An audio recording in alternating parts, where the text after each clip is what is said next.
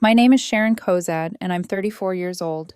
For most of my life, I believed being dependable was something to be proud of. I thought showing up early, staying late, never complaining, and never asking for anything in return made me strong. What I didn't realize back then was that it also made me easy to overlook. I grew up in what most people would call a close-knit family. We weren't wealthy, but we were comfortable. My father worked construction his entire life, and my mother was a public school teacher. They raised 3 children, my older brother Matthew, who is now 36, my younger sister Alyssa, 28, and me, the middle child. Matthew was always the golden one, confident, athletic, and effortlessly charming in a way that made people assume he was competent even when he cut corners. My parents loved bragging about his accomplishments, his promotions, his work ethic. Alyssa, on the other hand, was the baby. Protected, indulged, and rescued from the consequences of her own choices time and time again. And then there was me, quiet, reliable, the one who filled the gaps, smoothed things over, and carried responsibility without ever being asked to. For a long time, I told myself things were fine. Maybe they were until the day they weren't. I lost my job without warning. No scandal, no argument, just a calm meeting after lunch, and a cardboard box slid across a desk. Downsizing, they said. A merger. My position was eliminated.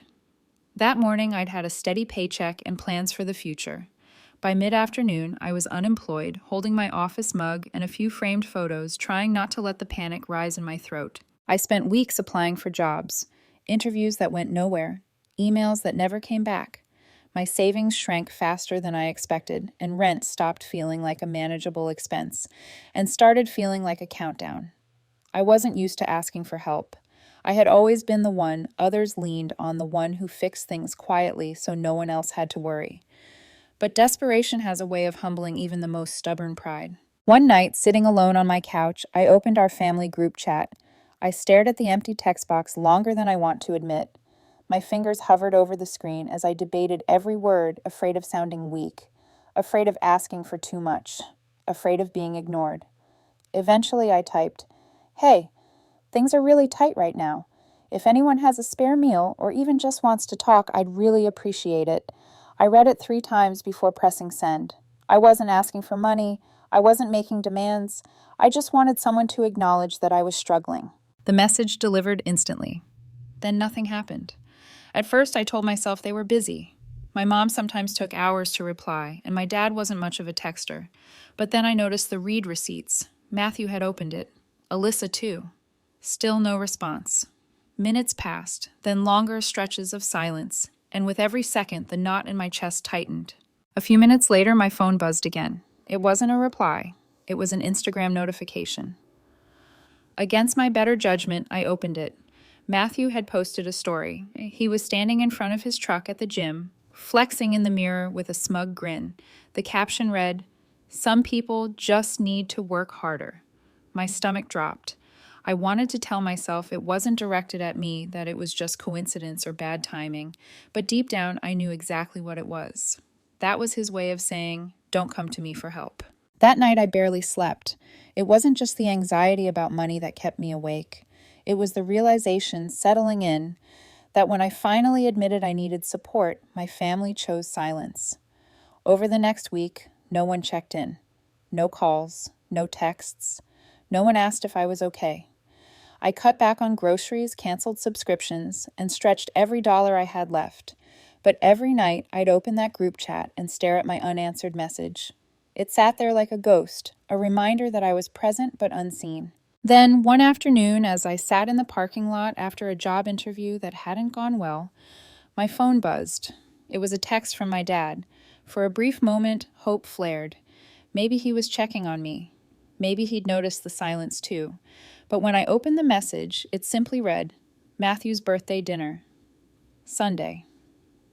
Don't forget to bring something. No. How are you?" No acknowledgement of what I was going through, just a reminder to show up, contribute, and pretend everything was fine. That was when something inside me shifted, quietly, permanently. I didn't know it yet, but the silence that started with that unanswered message was about to change everything. I almost didn't go to Matthew's birthday dinner. I sat on the edge of my bed that Sunday afternoon, staring at the clock, replaying my dad's text over and over in my head. Don't forget to bring something. Not, we miss you. Not, are you holding up okay? Just a reminder of my role. Show up. Contribute. Don't make things uncomfortable. A part of me wanted to stay home, pull the curtains shut, and pretend my family didn't exist for the night. But another part of me, the part that had been trained for decades to keep the peace, told me that not showing up would only make things worse. If I stayed away, I'd be dramatic, ungrateful, difficult. So I stopped by the grocery store and bought a store-brand pie that was on sale, then drove to my parents' house with a practiced half-smile already forming on my face. Their house looked the same as it always had. The same neatly trimmed lawn, the same wreath on the door, the same smell of roasted meat and candles when I stepped inside. Everyone was already there. Matthew was holding court in the living room, laughing loudly, telling a story about work. Alyssa sat curled into the corner of the couch, scrolling on her phone occasionally, chiming in, just loudly enough to be heard. My parents hovered nearby, beaming at them both. "Hey," I said, setting the pie down on the counter. My mom glanced over and smiled briefly. "You can put that with the others." No hug, no question, just direction. I took my usual seat at the far end of the table, the one closest to the kitchen.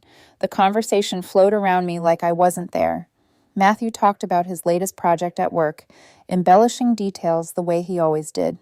My dad nodded along, proudly chiming in with comments about how hard Matthew worked and how not everyone had his drive. Alyssa talked about her new apartment, how expensive everything was, how stressful it all felt. My mom immediately offered suggestions, sympathy, reassurance. No one asked how I was doing. I ate quietly, nodded.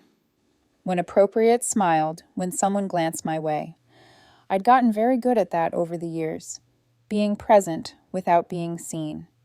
Halfway through dinner, Matthew leaned back in his chair and finally looked at me.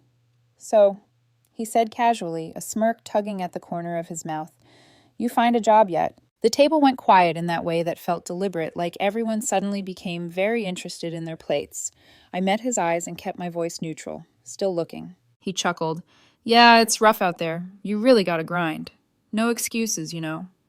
He shrugged, like he was offering wisdom instead of a jab. I could feel my mom's eyes flick toward me, that familiar warning look, telling me not to react, not to ruin the mood. So I didn't. I just nodded and took another bite of food, swallowing more than just my pride. Inside, though, something hardened. I realized in that moment that this wasn't ignorance. It wasn't thoughtlessness. They knew exactly what they were doing, and they were comfortable with it. After dinner, gifts were opened, cake was served, and I helped clear plates without being asked, like I always did. When it was time to leave, my parents hugged. Matthew tightly told Alyssa to text when she got home and waved at me from the doorway.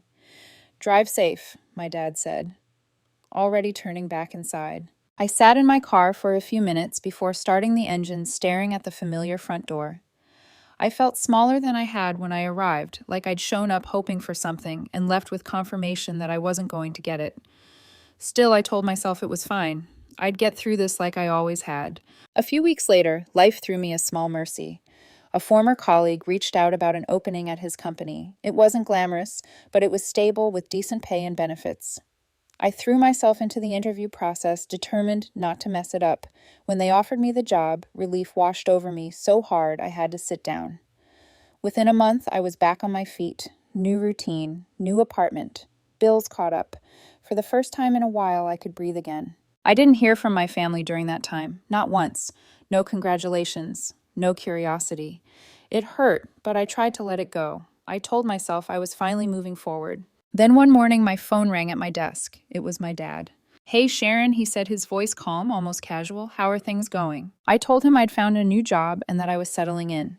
There was a pause on the other end of the line. Then he sighed. Good, good. Listen, your sister's car broke down. She needs about $2,500 fast. Can you help?" I stared out the window, watching traffic crawl by, stunned by the timing. A month earlier, I couldn't get a single reply asking for emotional support. Now that I was stable again, suddenly I was useful. I didn't answer right away. I just let the silence stretch long enough for him to shift uncomfortably. And in that quiet moment, I realized this wasn't coincidence. It was a pattern. I didn't answer my dad right away. I stayed quiet, staring at the reflection of my own face in the darkened computer screen, watching his request hang in the air between us.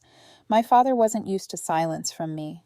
I had always been the one who said yes before the question was fully formed, the one who stepped in automatically when something went wrong. I could almost hear him shifting the phone from one hand to the other, waiting for me to do what I always did. Finally, he cleared his throat. You're good with money, Sharon. You've always been responsible. Your mom and I are stretched thin this month, and Alyssa's really in a bind. Responsible. The word landed differently now. I asked what happened to Alyssa's car, even though I already knew the answer would include poor choices and someone else expected to clean them up. He explained that she'd ignored a check engine light for weeks until the car finally gave out. The mechanic quoted $2,500 for the repair. Alyssa didn't have the money.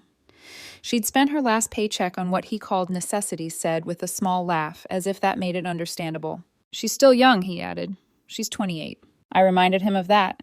He chuckled awkwardly. Right, but she's your sister. Family helps family. That phrase tightened something in my chest. Family helps family. I told him I'd think about it and ended the call. The rest of the day passed in a blur. I replayed everything in my head, the unanswered message, Matthew's smug post, the dinner, where I'd been quietly humiliated the weeks of silence while I clawed my way back to stability. And now this, as if nothing had happened, as if my role hadn't already been decided. That evening my phone buzzed again. A text from Alyssa, needed ASAP. No hello, no explanation, no please. Just 3 words like she was placing an order. I stared at the screen, my jaw tight, then set the phone down without responding. By the next morning, I had 4 missed calls. 2 from Alyssa, 1 from my mom, and 1 from my dad. The family group chat, which had been silent for months, suddenly came back to life. Mom, Sharon, your sister's really upset. Can you just send it to her? We'll make it up to you, Dad. She's stranded at work right now. Be a good sister, Alyssa. You literally have a good job now. What's the big deal? The audacity made my hands shake. When I needed someone to listen, they disappeared. Now they were treating my money like it already belonged to them. I didn't respond. I went to work focused on my tasks and tried to ignore the buzzing in my bag. By evening, Matthew finally chimed in. Just help her out. Don't be dramatic. That was the moment something in me snapped. Not loudly, not all at once, but enough that I felt it.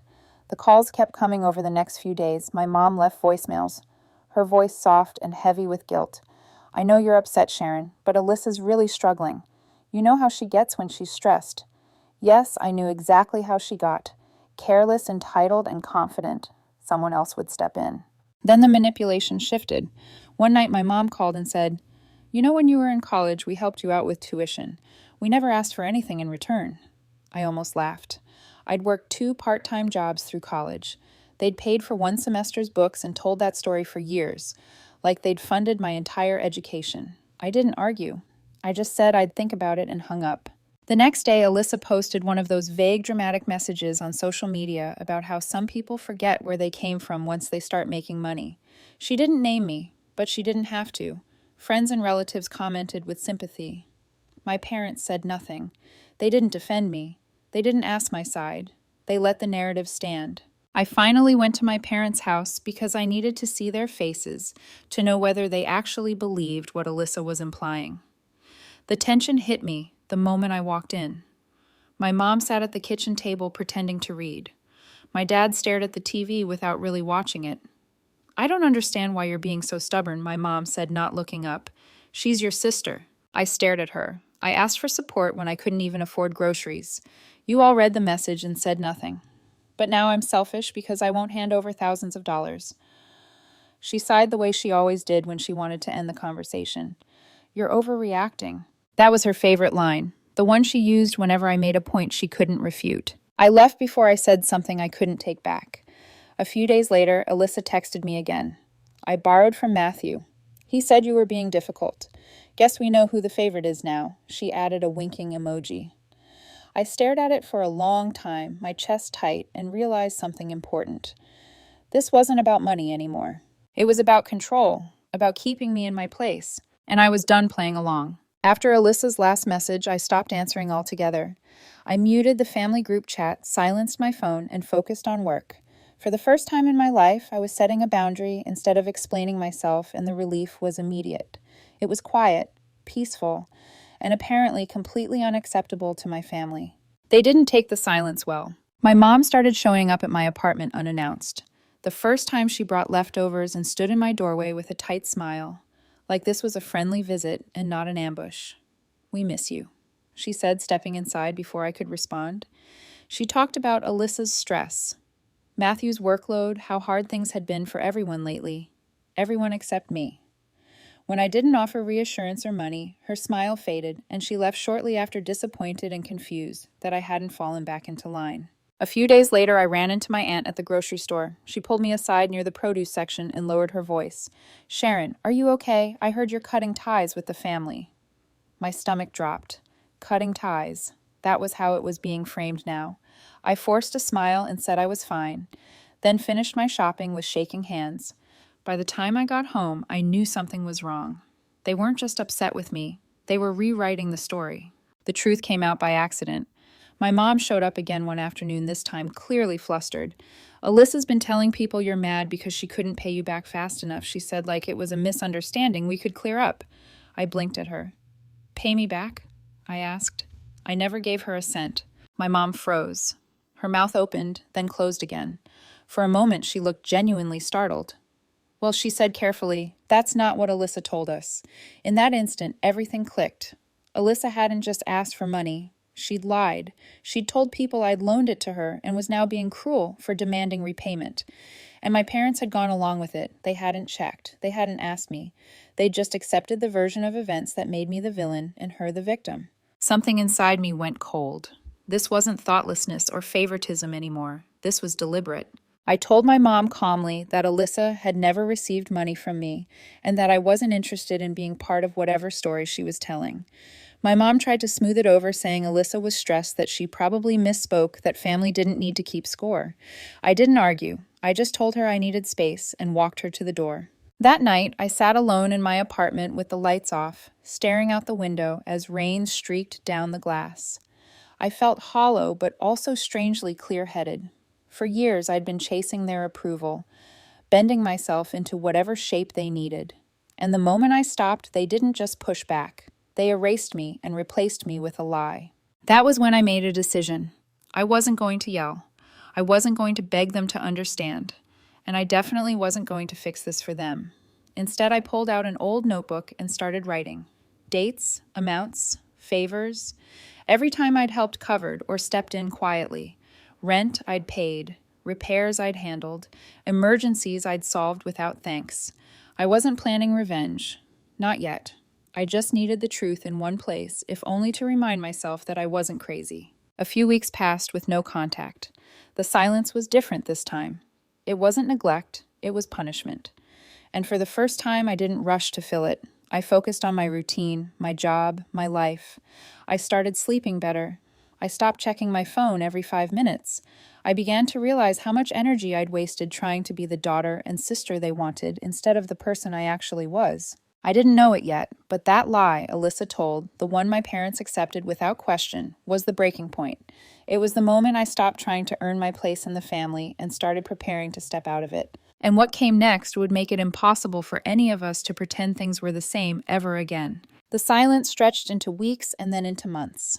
No calls, no texts, no surprise visits. At first it felt unsettling, like waiting for something bad to happen. But slowly, almost without me noticing, that tension began to fade. The quiet stopped feeling like punishment and started feeling like relief. For the first time in my life, my days weren't shaped by managing other people's expectations or anticipating the next family crisis. Work became my anchor. I threw myself into it, staying late, volunteering for extra projects, and proving to myself that I hadn't imagined my own competence. My manager noticed. So did my coworkers. There was no favoritism here, no unspoken roles I was expected to play. I was evaluated on what I actually did, not on how useful I was to someone else's comfort. That alone felt revolutionary. Around that time, I started dating Daniel, a man I'd met through a mutual friend. He was steady in a way that didn't demand attention, confident without being loud. On our third date, I told him about my family, not in detail, but enough to explain why I sometimes flinched when my phone buzzed. He listened without interrupting, then said something that stuck with me. Just because they're related to you doesn't mean they're entitled to you. No one had ever said that to me so plainly before. As my life stabilized, something else started to grow. An idea I'd shelved years earlier resurfaced, a small consulting service helping local businesses streamline their operations. It started as a side project, something I worked on late at night with a cup of coffee and a sense of cautious excitement. I didn't tell my family. I didn't even tell most of my friends. For once, I wanted something that was just mine. The business took off faster than I expected. A referral led to another. One client turned into 3. Within 6 months, I was making enough to seriously consider leaving my full-time job. The realization was surreal. I'd rebuilt myself without their help, without their encouragement, and without their approval. Therapy helped me unpack why that mattered so much. My therapist put it into words one afternoon when she said, "You were taught that love had conditions. You're learning now that it doesn't have to." I didn't hear from my family during any of this, not until one random Thursday morning when my phone buzzed with a message from my dad. "Can we talk? It's important." My stomach tightened instinctively. Part of me worried someone was sick. Another part of me already knew better. When I called him back, his tone was calm but strained. "Your sister's in trouble again," he said. "Financial trouble. Loans she couldn't repay. A business venture that had failed because of poor planning and worse decisions." Then came the ask. He wanted me to co-sign a consolidation loan. Just temporary, he said. Just to help her get back on track. I listened without interrupting, my mind oddly calm. The pattern was so familiar it almost felt scripted. The silence, the crisis, the expectation that I would step in and absorb the consequences. "I'll think about it," I said, and hung up. That night, I sat in my home office surrounded by everything I'd built. The quiet hum of the computer, the notes pinned to the wall. The life that existed because I'd finally stopped trying to earn my family's approval. I knew then that this wasn't just another request. It was a test. And for the first time, I was the one deciding how the story would end. What I didn't know yet was that my answer wouldn't come in the form they expected. It would come with proof clarity and a reckoning none of them saw coming. A week after my dad's call, an email from my mom landed in my inbox. The subject line read, "Family Gathering, Important Announcement." I stared at it longer than I should have. That wasn't her usual phrasing. Normally, it would have been something vague and emotionally loaded like "dinner this weekend" or "we should all be together." This felt different, formal, deliberate, like something was already decided and my presence was expected rather than requested. I forwarded the email to Daniel with a single line. "Here we go again." He called me immediately. "Do you want to go?" he asked. I hesitated. Part of me wanted to delete the email and keep my peace intact, but another part of me, the one that had finally found its footing, was curious. Not hopeful, just alert. "Yeah," I said finally, but not the way I used to. Over the next few days, I prepared quietly. Not out of spite, but out of self-respect. I gathered everything I'd started documenting months earlier. Bank transfers, receipts, screenshots of messages asking for help or money, notes I'd written after each incident dates, and details I'd once brushed off but never truly forgotten. Seeing it all in one place was sobering. The pattern was undeniable. Crisis after crisis, expectation after expectation, all landing on me. I also looked into Alyssa's business, the one my dad had vaguely described as unlucky. It didn't take long to see the truth. Missed payments, supplier complaints, customer refunds that were never issued. It wasn't bad luck, it was mismanagement. And once I saw it clearly, the guilt I'd been carrying for not rescuing her began to dissolve. The night before the gathering, I barely slept, but not because I was anxious. I felt steady, grounded. When Saturday arrived, I dressed carefully, not to impress anyone, but to feel like myself. Calm, composed, in control. Daniel squeezed my hand before I left. "Whatever happens," he said, "you don't owe them anything." My parents' house looked exactly the same when I pulled into the driveway. Familiar, comforting, and somehow foreign. Inside, everyone was already there. My mom greeted me with forced cheer. My dad looked relieved. Matthew leaned back in his chair with that familiar smirk. Alyssa barely looked up from her phone. Dinner unfolded with stiff politeness. Small talk about the weather, work updates, nothing real. When the plates were cleared, my dad finally cleared his throat. "We wanted to talk about Alyssa's situation," he began. Alyssa immediately jumped in, her voice trembling. "It's not my fault. The economy's terrible. Suppliers backed out. I just need a little help to get back on my feet. My mom nodded sympathetically. We thought maybe as a family we could support her. I leaned back in my chair, folding my hands in my lap. And by support, I asked evenly, you mean me co-signing a loan? The room went quiet. Matthew shrugged. I would, but my mortgage. He trailed off. Like that explained everything. My mom reached for my hand. You've always been the reliable one, Sharon. That was my cue. I placed the folder I'd brought onto the table. It wasn't thick. It didn't need to be. Before I agree to anything, I said calmly, I think it's only fair we look at the full picture. My mom's smile faltered. My dad's expression tightened. Alyssa's eyes narrowed.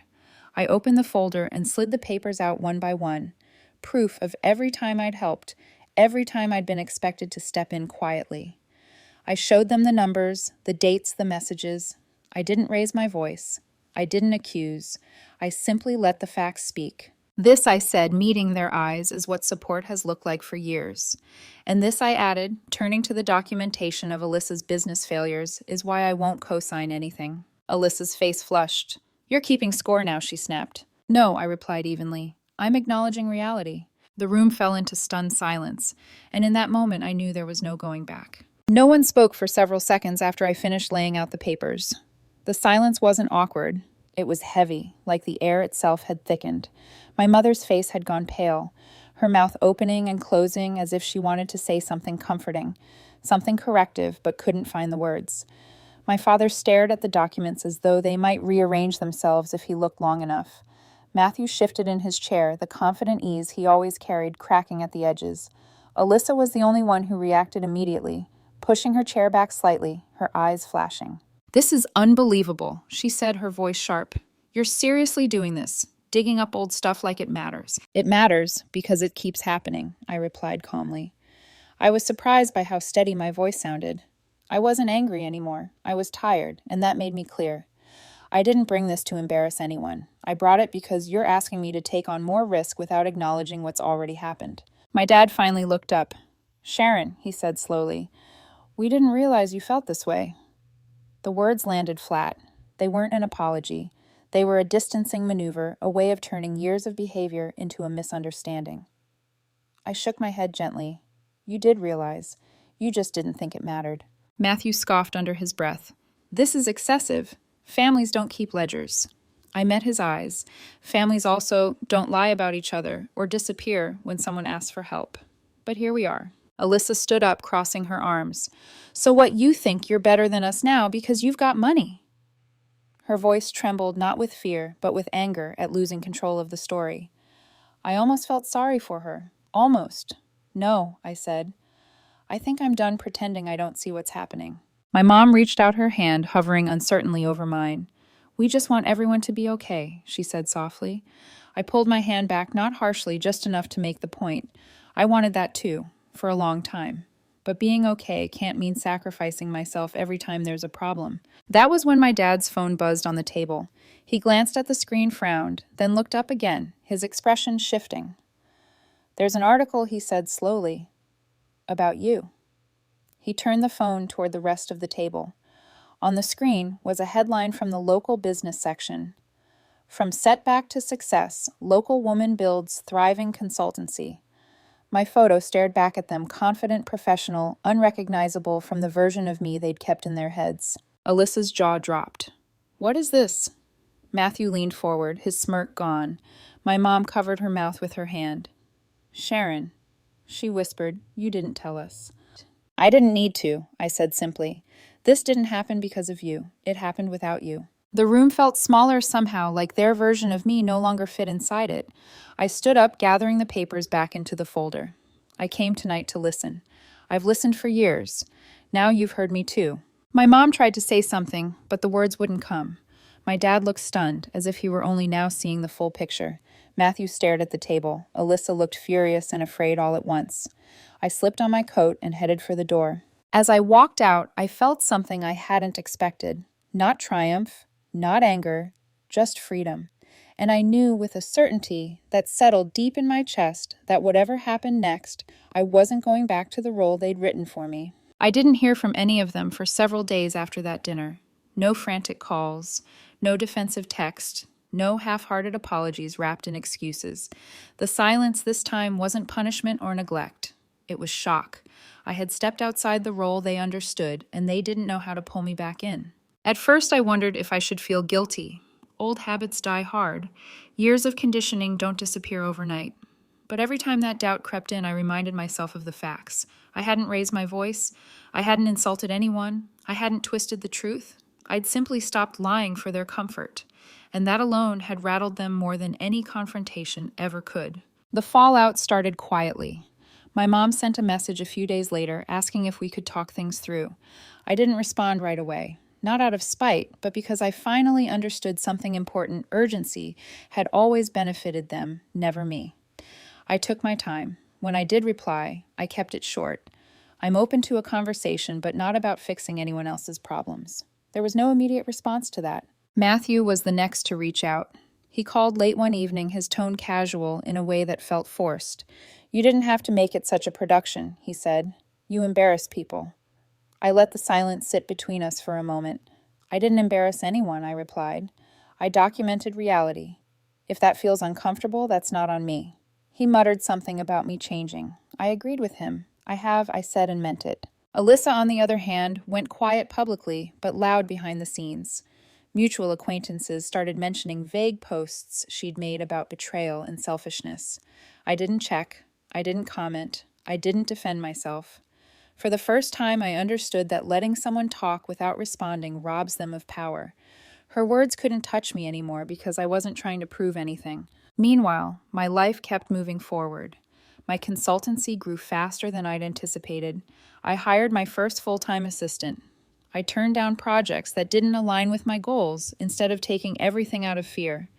Daniel stayed steady beside me, never pushing, never rescuing, just reminding me through his actions what mutual respect actually looked like. Then, about 2 weeks after the dinner, my dad called again.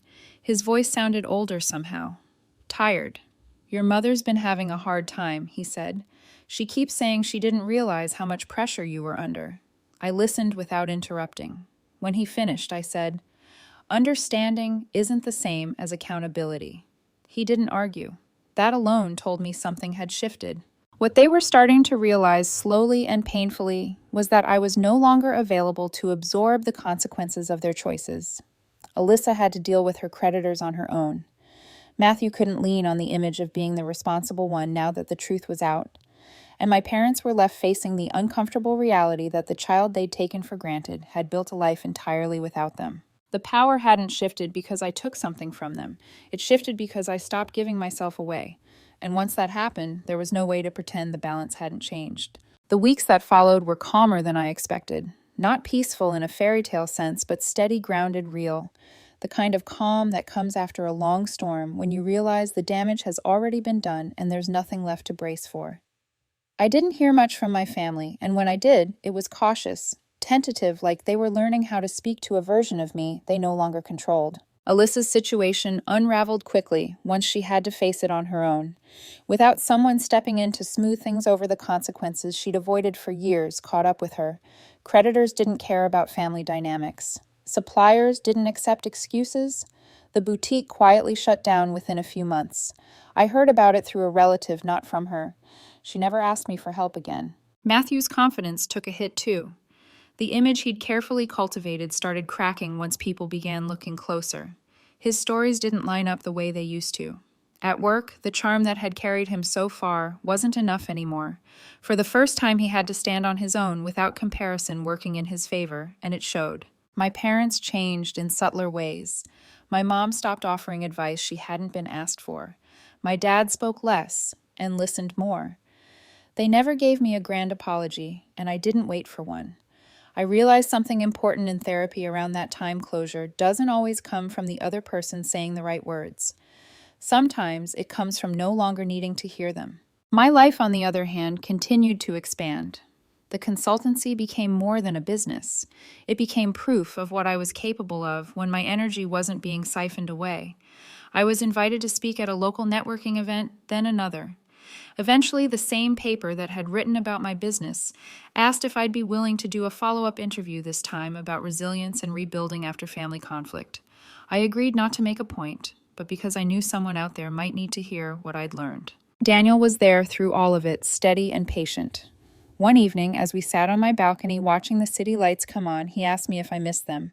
I thought about it carefully before answering. I miss who I thought they were, I said, not who they actually showed themselves to be. Saying it out loud felt like setting something down I'd been carrying for years. The last message I ever received from Melissa came months later. It was short and sharp. Enjoy your life. Don't expect me to be part of it. I read it once, then deleted it without replying. There was nothing left to say. I wasn't cutting her out in anger. I was choosing myself in peace.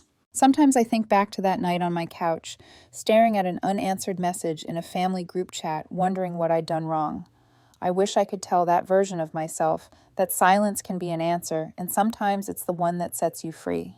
I didn't win by humiliating anyone or proving them wrong. I won by stopping the cycle, by building a life that didn't require permission or approval. The best revenge wasn't anger. It wasn't confrontation. It was success, calm and undeniable. And for the first time in my life, that was enough.